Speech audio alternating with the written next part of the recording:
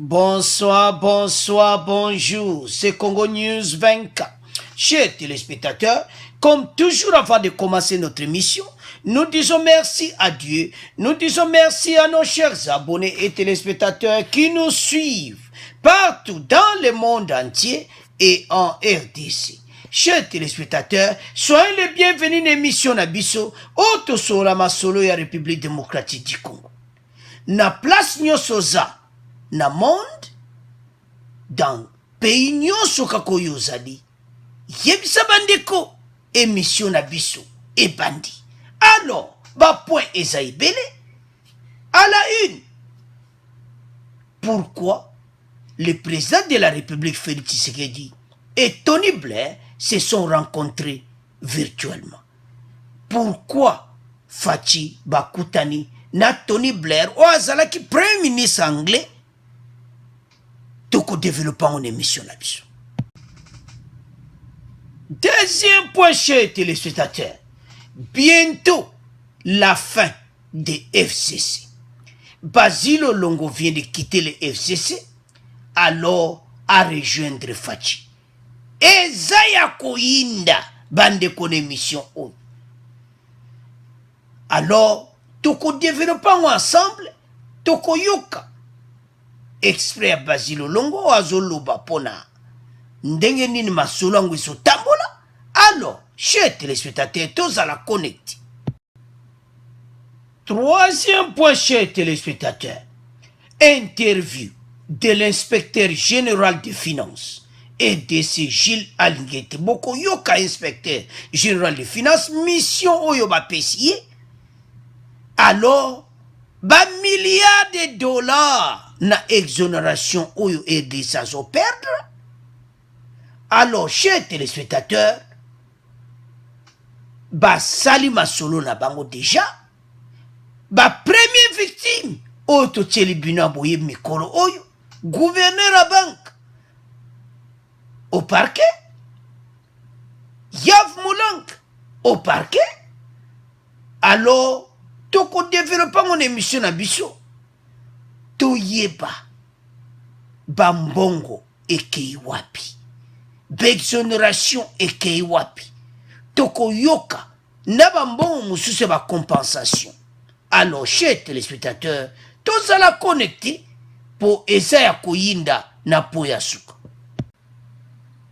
Quatrième point, chers téléspectateurs, procès 100 jours. Ouverture ce vendredi, le procès en appel de Fulgence, Baramos et Benjamin Wenga. Chers téléspectateurs, vendredi 14 août, ezali procès en appel. Bakatele bango 3 ans, alors bazo sala peine de caméra salaki. Alors, ezaya koyinda toko développant une émission na biso. Alors, chers téléspectateurs, comme le premier point d'abisso, pourquoi le président de la République, Félix Tshisekedi et Tony Blair se sont rencontrés virtuellement? Donc, pourquoi wana jeune Afrika bimisi pona koyebisa biso pona nini Fachi na ancien premier ministre britannique Bazou Salama Solo semaine passée? Alors, chers téléspectateurs,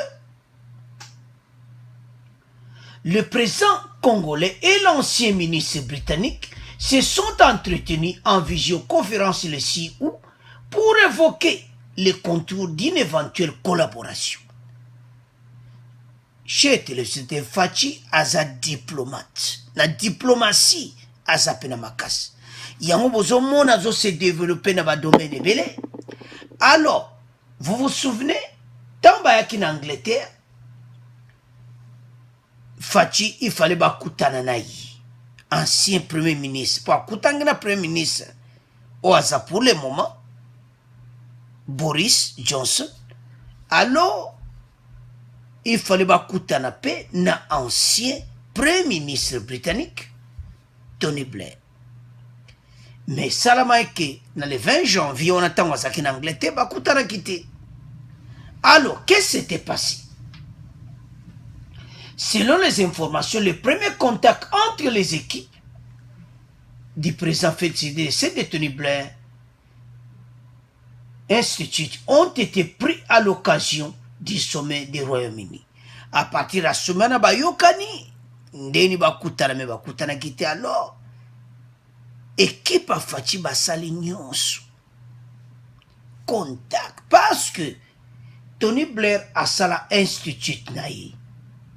Benga ango Tony Blair Institute for Global Change. Donc, Institut moko pour un changement moko global. Donc, na makambo etali na monde.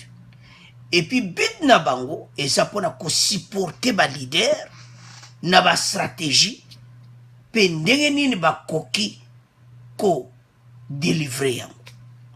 Alors, ba solo la ki na fachi.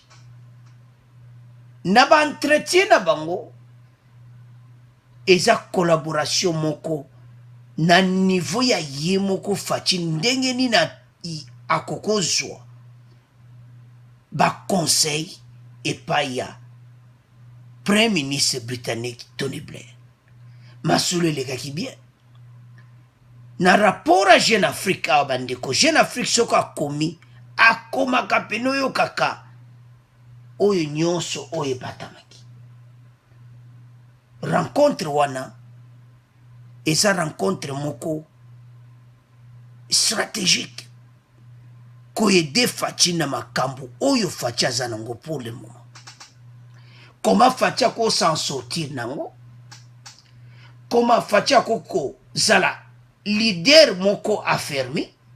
Parce que pele bazo mona fachi anjonga nde a collaboraka na batu lokola ba Tony Blair. Ma solo penza virtuellement elaxi basa na vidéoconférence en ligne.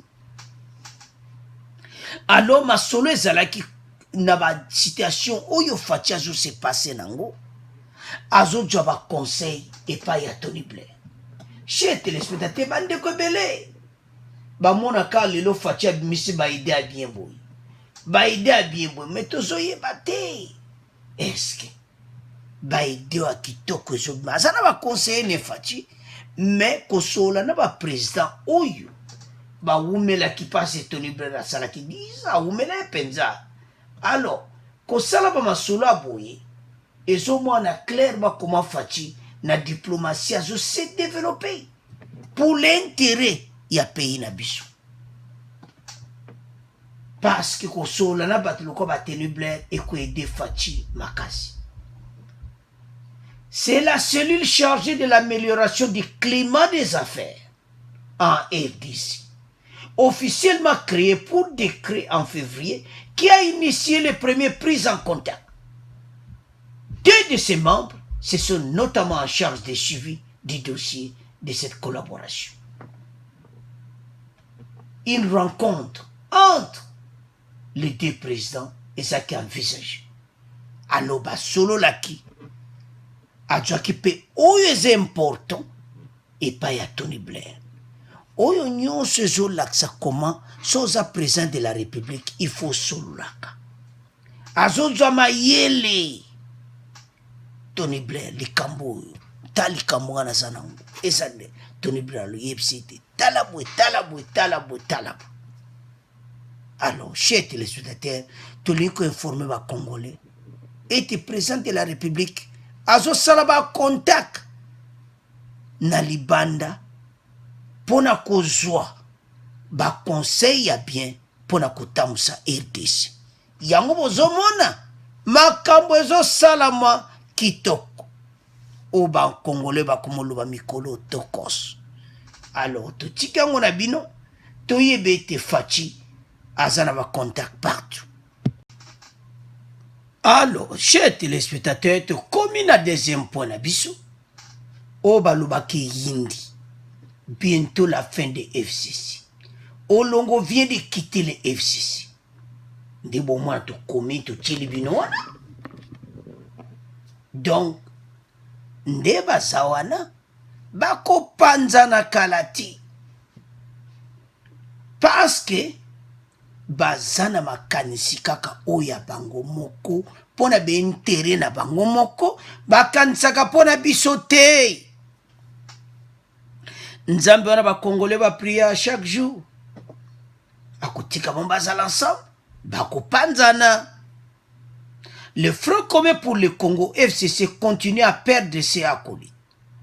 Après le départ du professeur Chibangu Kalala et Roger Lumbala, c'est le tour de Basile Olongo, ancien premier vice-ministre de l'Intérieur, d'annoncer mercredi 12 août son départ du Front commun pour le Congo pour soutenir l'actuel président de la République, Félix Tshisekedi, qui souhaite les changements dans notre pays.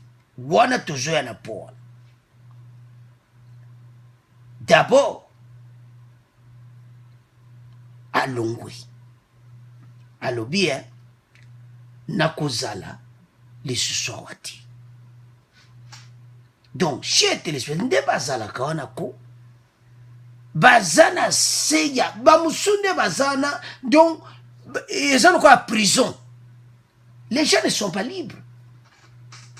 Basile Olongo l'avait dit que au Kabila lobby tikali bongo na kati ya FCC muta olo bazate ebele bakotombola ta musapite nde bakena ba réunion na kingankadi don yeso a lobby bango bayoki nde ya lobby. Donc ozomona clairement que batu baza liberté.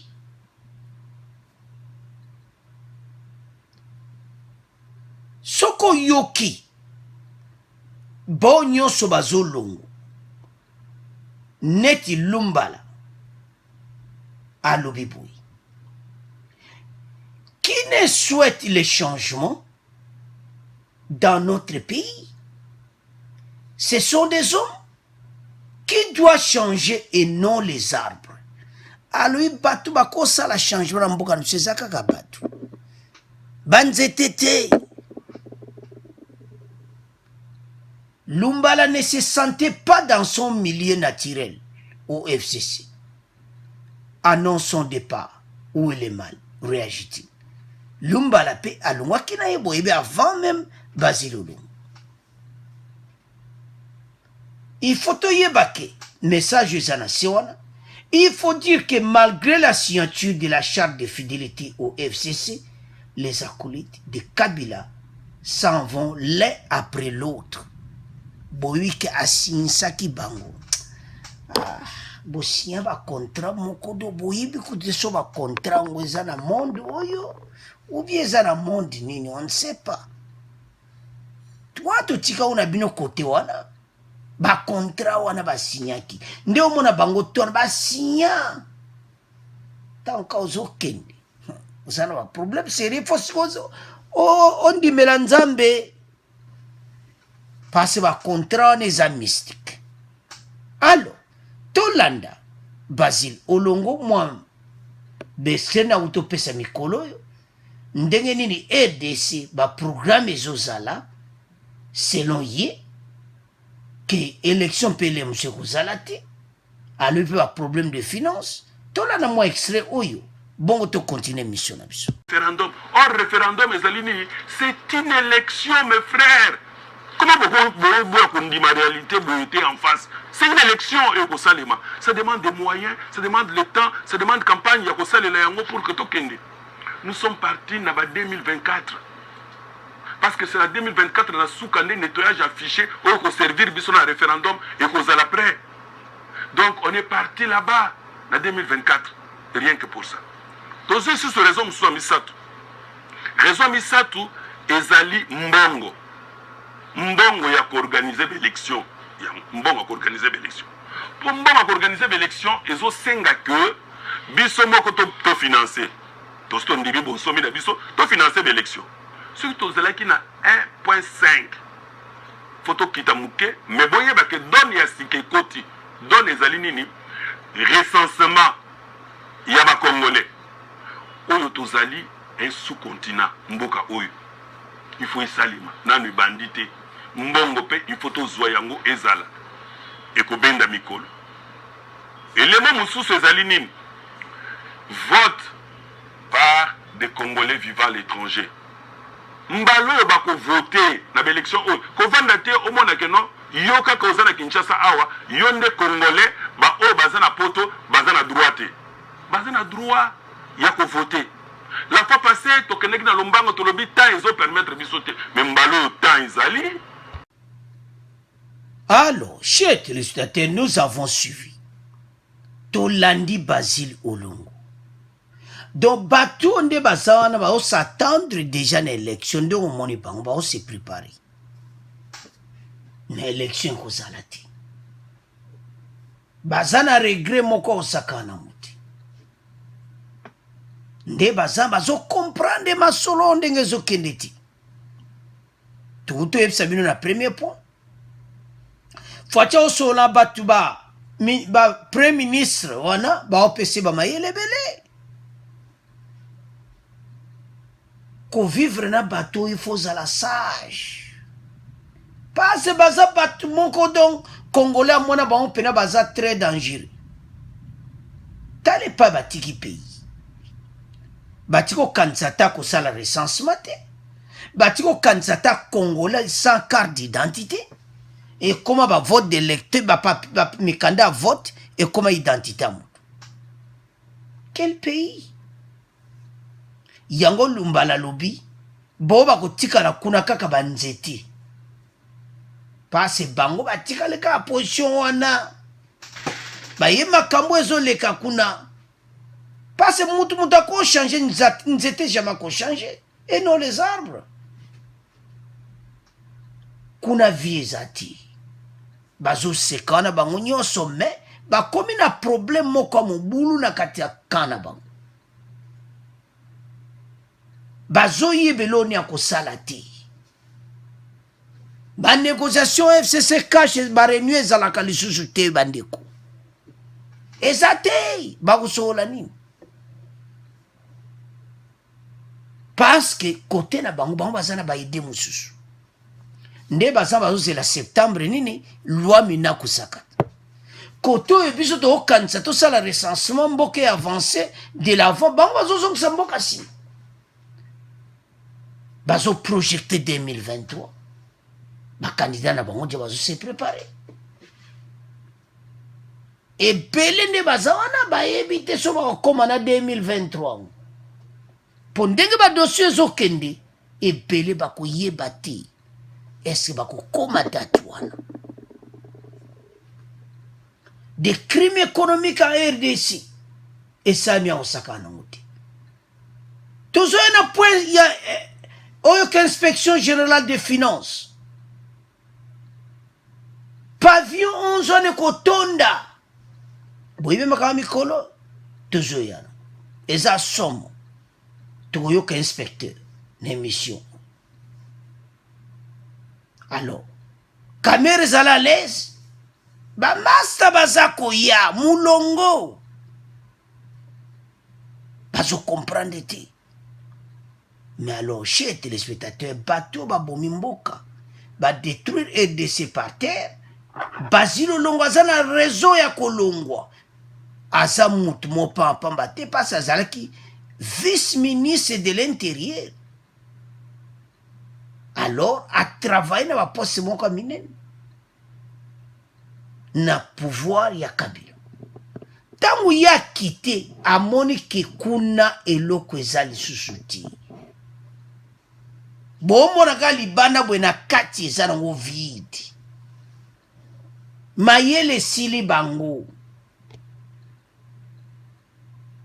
Si tu ne makambo utoleka mikolo eleki. Cour constitutionnelle, changement. Fatia Tibatu. Cour de cassation, fungoli bino motema bino mo boudé des juges balongwe, fatia ocha des juges na. Mais bo bébé na bino pi bolinga mino état de droit. Nde basaso yika makele ka état de droit. Ah! Mo boulou yindi na gati. Donc soko yika apporte abe ba yele invitation à parquet. Oh, la République des juges.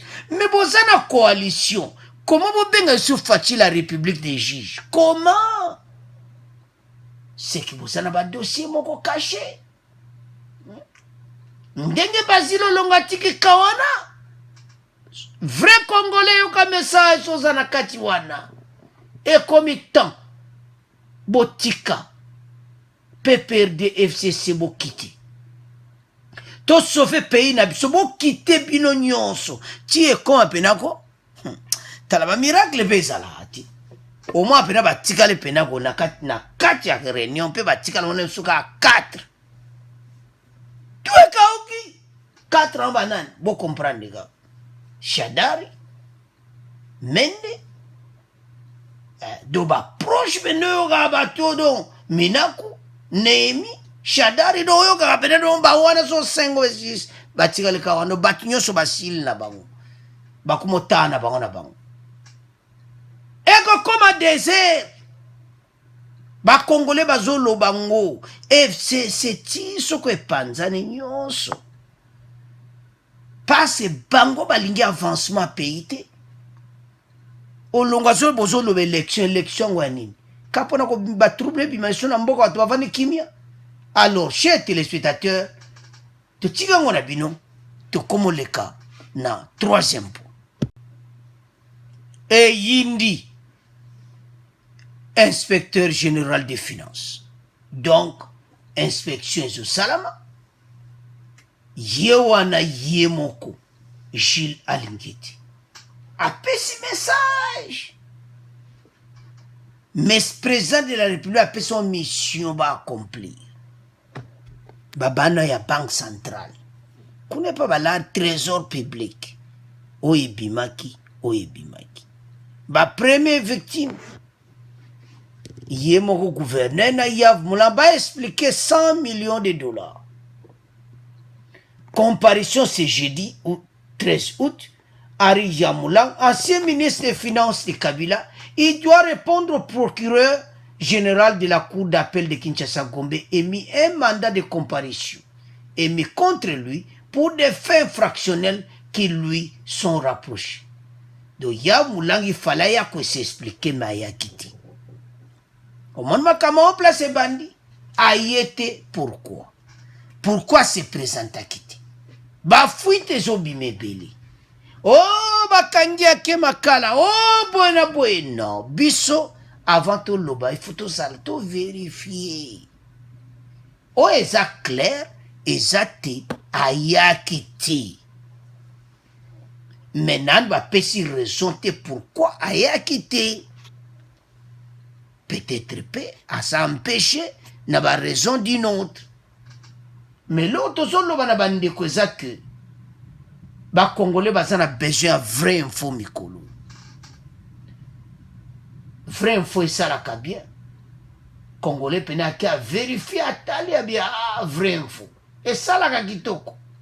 Mais ce que comique ba talibu ba mona mobulu donc eza kitoko. Te alors 100 millions de dollars wana ton te expliquer au moins mouké. Première tranche, il y a la société pétrolière. Donc la société wana ba pesaki yango pona oba bengaka impona bango et tout ça. Mbongo na ndenge bachi awa ils ont payé d'abord 20 millions payé directement EDC et une deuxième tranche de 80 millions payée par la maison mère de l'entreprise en Suisse, par la Banque des règlements internationaux. Donc, la Suisse, maintenant, l'équipe pan, et l'équipe à travers IBC, qui a émis le code SWIFT. Pourquoi Yav Moulang a été impliqué? En 2015, au moment des faits, il était ministre des Finances et c'est lui qui avait signé la dérogation accordée à l'entreprise Mutanda Mining pour le paiement de l'impôt sur les bénéfices et profits en dollars. Donc 100 millions de dollars en sikoyo bazo lukayango. Vous comprenez? Ben inspecteur ba moni vide ba pesa à l'État. Alors, Tolanda, inspecteur général des finances, Bongo, te continue mission à biso. Nous avons suivi ces derniers jours vos propos relatifs aux irrégularités dans les exonérations également appris qu'il y a eu des enquêtes qui ont été diligentées, des enquêtes au niveau de la Banque centrale du Congo, des enquêtes au niveau du ministère de la Santé. Alors aujourd'hui, est-ce que enfin le peuple congolais, la presse, pourra connaître les résultats de vos investigations, parce qu'on a l'habitude d'aller faire des investigations sans donner des résultats. Est-ce qu'aujourd'hui, le peuple congolais peut connaître les résultats de vos investigations? Merci. Merci beaucoup, M. Eric. Merci aussi à tous les amis de la presse pour l'intérêt que vous accordez au problème de la gestion des finances publiques de notre pays, la République démocratique du Congo. Comme vous l'avez si bien dit, nous sommes en une période où l'inspection générale des finances a été chargée par le chef de l'État ainsi que le gouvernement de la République de procéder au contrôle des exonérations et de veiller à ce que les compensations qui ont été faites sur les recettes ne soient pas d'application. Je voudrais d'emblée que vous puissiez comprendre à ce jour, les compensations ainsi que les exonérations sont devenues des modes savamment conçus pour détourner les deniers publics. Je suis inspecteur général des finances de la République démocratique du Congo et je parle en tant que responsable. Le travail que l'inspection générale des finances a fait sur le recensement des exonérations nous indique que le pays a aujourd'hui plus de 1300 exonérations avec un manque à gagner évalué à près de 5 milliards de dollars américains. Il n'est pas concevable aujourd'hui que nous puissions recourir aux appuis budgétaires, aux aides de 500 millions de dollars, de 800 millions de dollars, alors que nous acceptons de perdre 5 milliards de dollars dans les exonérations. L'effort qui est en train d'être fait aujourd'hui, c'est d'arriver à réduire les niveaux des exonérations de manière à ce que l'État puisse récupérer des moyens. Je voudrais par la même occasion rassurer les opérateurs économiques, les vrais, qui disposent des exonérations justifiées, fondées, que le travail qui est en train d'être fait au niveau de l'inspection générale des finances, c'est un travail professionnel.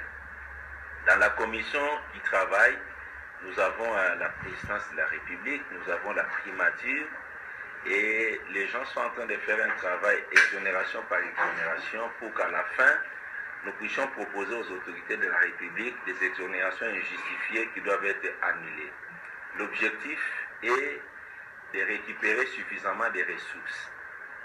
En ce qui concerne les compensations, pour ceux-là qui ne comprennent pas trop bien, les compensations sont des mécanismes qui consistent à ce que l'État autorise à des opérateurs économiques de dédouaner des marchandises sans payer des frais, sans payer les droits, ou à s'acquitter des impôts sans payer de l'argent. Tout simplement parce que ces opérateurs économiques détiennent des créances sur l'État, ou l'État doit à ces opérateurs économiques. Là, il faudra que je vous dise.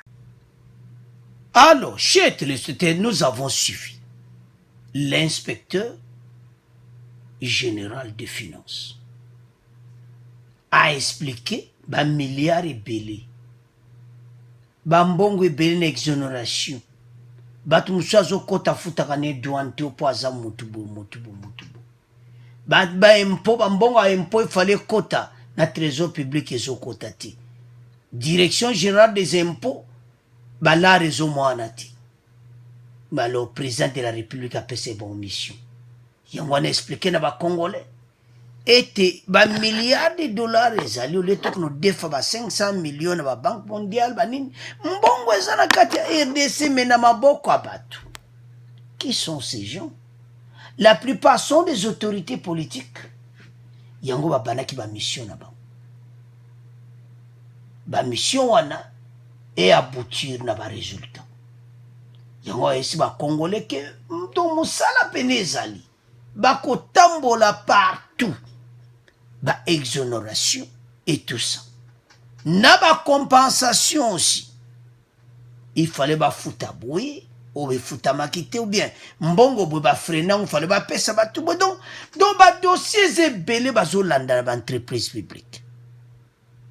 Alors chez téléspectateur mayu ya oyo et banda panda soki quand nazomwa penaki pavillon 11 caméra ezala preuve kuno mona ba master do pavillon pena plein à craquer à mulongo bakoma kuna bango nyonso parce que bazo travailler sérieusement chez téléspectateur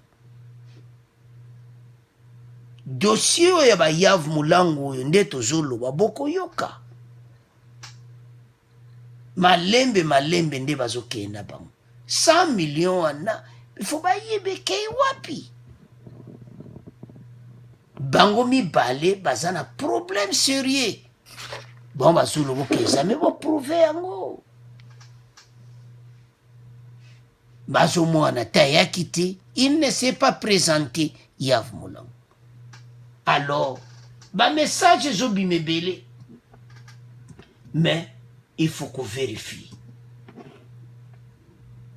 koyeba qu'est-ce qui se passe pourquoi il y a quitté alors chez téléspectateurs baza na problème parce que inspecteur bazolanda penda partout toyoka lisusu inspecteur de finances bongo to clôturer point oyo. Il y a des blocages des prix des produits pétroliers. Il y a également des compensations qui proviennent des opérateurs miniers du fait des non-remboursements de leur TVA.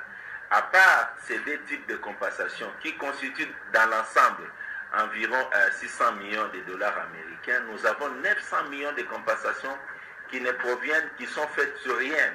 Il s'agit des compensations qui sont faites sous prétexte de jugements, des condamnations judiciaires dont l'État a fait l'objet ou d'autres formes de créances sur l'État, que nous avons du mal à trouver des justifications. Voilà pourquoi, à ce qui concerne les compensations, il faudra que tout soit fait de manière à ce que les détenteurs des vraies compensations, à savoir les pétroliers, les miniers, on puisse trouver des solutions à leurs problèmes, tandis que les autres personnes, les autres opérateurs économiques qui détiennent des compensations injustifiées, qui se situent à près de 900 millions de dollars, qui puissent être boutés dehors.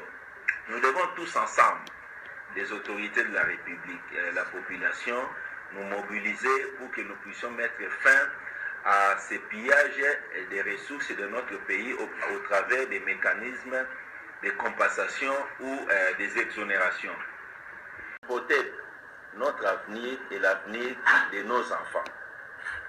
En ce qui concerne les missions diligentées par l'Inspection générale des finances, nous voudrions que vous puissiez comprendre que traditionnellement l'Inspection générale des finances ne communique pas de cette manière.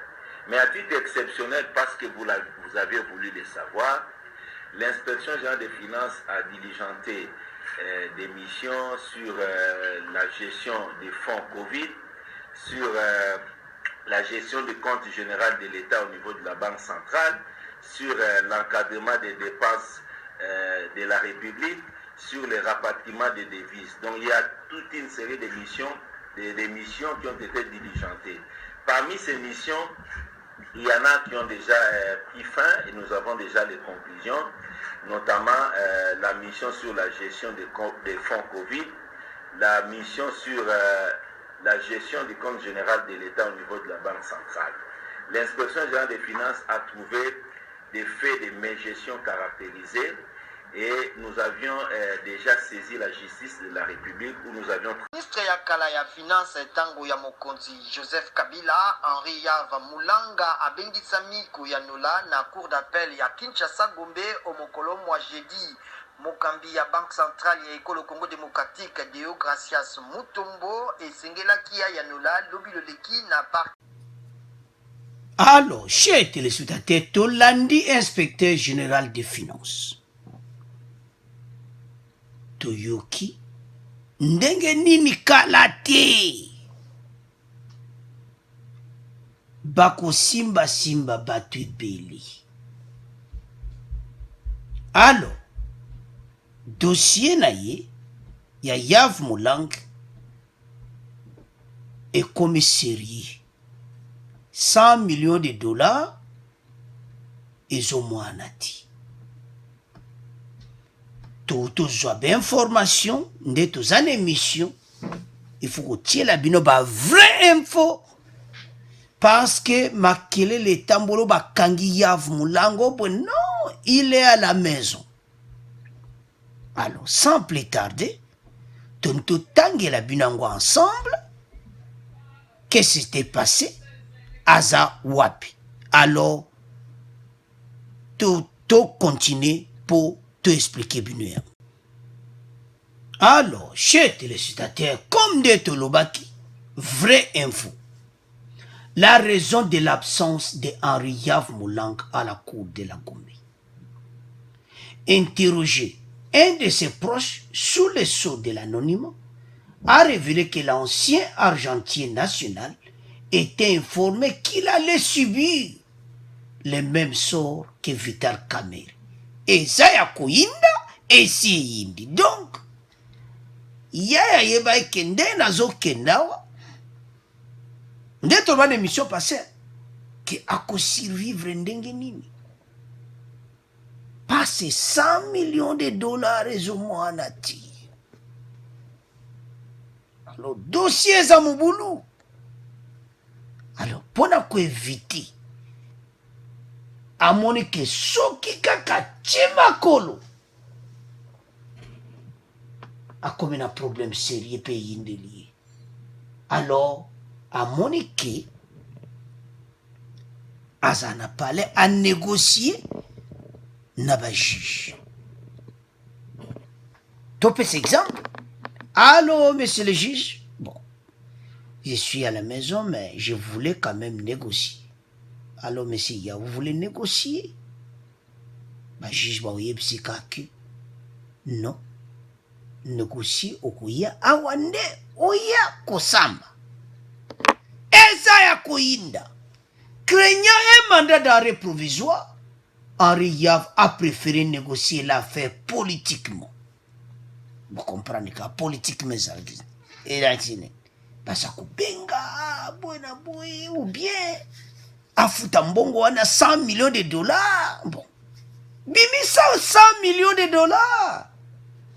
Pour ma kami koloyo, nguma komelo direct. Oyo kaka badji grand client après Kamerhe. Eza wapi Yav Mulanga. Wapi 100 millions de dollars ba Congolais baza koluka. Alors baza na besoin, il y a traçabilité, il y a 100 millions de dollars. D'après les sources judiciaires, Henri Yav recevra dans les tout prochains jours une deuxième invitation avant un mandat d'amener en cas de décision. Donc, ça n'a problème sérieux. Ndenga zanzaka na boption, ce qui bomoni ake makalati, boption zaka mibali. Option alibusu. Abimisa 100 millions de dollars. Alaxa et Sikezali. Abimisa prévenant. Sokezati. En tout cas, toujours mon attendé na donc ba okangai. Yanto yesa ba Congolais. Et comme ils t'ont pesa bandeko be information à kitoko. Bandeko bazala bien informé. Mutu nyonso pourquoi le temps aussi ces missions oyo. Aïe sabat non, Yav Mulanga zana palais. Azana problème te akimi pété. Il n'est pas en fuite. Aza qu'on négocie. Bon. Ben formation en tout tchelibino. Doba proche ne penza. Ba pesi kombote. Mais ba révéler que Azana parlé bazo solo là, bazo négocier. Alors, Yeme abimisa 100 millions de dollars. Po yango ndenge bima soleza. Yav Mulang benga mbala mokinga nkati 100 millions de dollars masolesi. Ovandi ba Congolais bana besoin kaka mbongo. Soki te okoma kuna okoma ne kamera omaka pot vieux Yav vieux nanga Yav Mulang tango ataka bapetio basaka anga na prison oyoka suka kokoko c'est qui vieux Yav soyez les bienvenus na kati ya makala mbamwa du fond kamere makamongo aweza boyabi oui mystique bapetio na batungisaka biso moyen te oyoka mosusu kokoko wana Yav Mulang c'est qui vieux Yav. C'est qui à la porte? Vieux Yav. Et Zanga. Voisin. Et puis c'est mon boulot. Mbama zonga na kata keka cellule ba. Yav Mulang. Donc, et dossier ça mon boulot. Alors, boba zola de mission so baza ba proche na yo. 100 millions de dollars. Et mon nana, so kité. Bon comprendre kaka. Quel est le but? Alors, chers téléspectateurs, ben vrai info angwana. Donc, Yav Mulang aime pas de makala. Mais azana palais. Azon négocier. Son négociation ko simba ou bien ko simba ti. Alors, to tika on abino. To komo le kana poisuka. Alors, chers téléspectateurs, to komi na point na biso asuka. Le procès il y a 100 jours.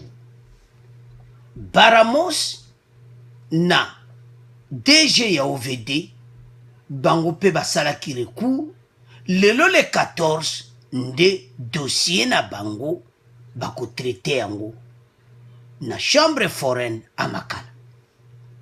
Alors situation na bango bakatele bango 3 ans mais bazoya kosenga kutu bozimuke.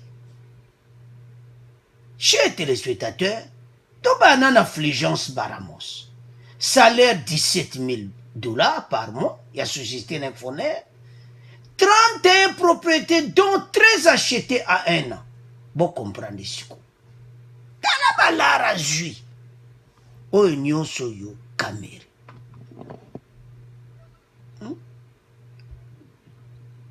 Kamere a géré 100 jours. Tala désordre de nyon sur koti bandi kunangai. Eza mawa komona ke bambongo eke kaka na maboko batu. Les gens achètent des sociétés dont bandako en vrac. Il y a kozwa mbongo osomba 13 propriétés mbala moko. Babia pa donc avoma kimbala moko to ba monka muto a changer danger kalera ba programme 100 jours pona nini caméra fungoli ba masulu. Alors chers téléspectateurs eza mobulu